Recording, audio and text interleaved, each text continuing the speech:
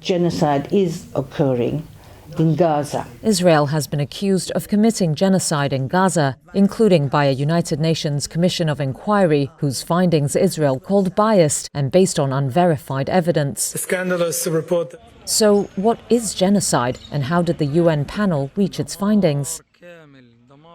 The 1948 Genocide Convention defines genocide as crimes committed with intent to destroy, in whole or in part, a national, ethnical, racial or religious group as such. Here's Devika Hovel, public international law professor at London School of Economics. That intent is what sets genocide apart from other international crimes. It's not about the scale of the killing, it's about the aim to eliminate a group's existence.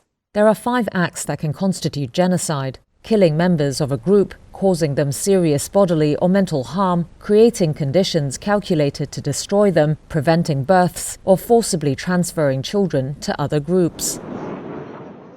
The UN inquiry involved 23 months of interviews with victims, witnesses and doctors, as well as analyses of open-source documents and satellite imagery. It concluded that Israeli authorities and security forces have committed 4 of the 5 genocidal acts, saying they, quote, have had and continue to have the genocidal intent to destroy in whole or in part the Palestinians in the Gaza Strip.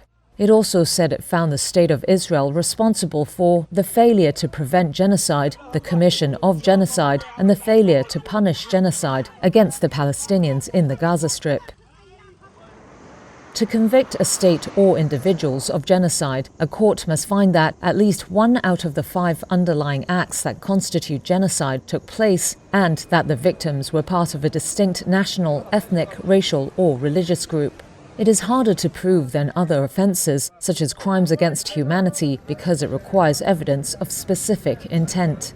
International courts have deemed just 3 cases to be genocide since it became law after the Holocaust: the Khmer Rouge's slaughter of Cambodian minority groups in the 1970s, the 1994 mass killing of Tutsis in Rwanda, and the 1995 Srebrenica massacre of Muslims in Bosnia. Courts can look to circumstantial evidence, patterns of conduct, planning documents, orders from leadership, public statements from officials. So in cases like Rwanda and Srebrenica, genocide was established based on a combination of direct statements, systematic patterns of violence, the targeting of essential elements of a group's survival. Today, that same methodology is applied to ongoing cases, including in the present report.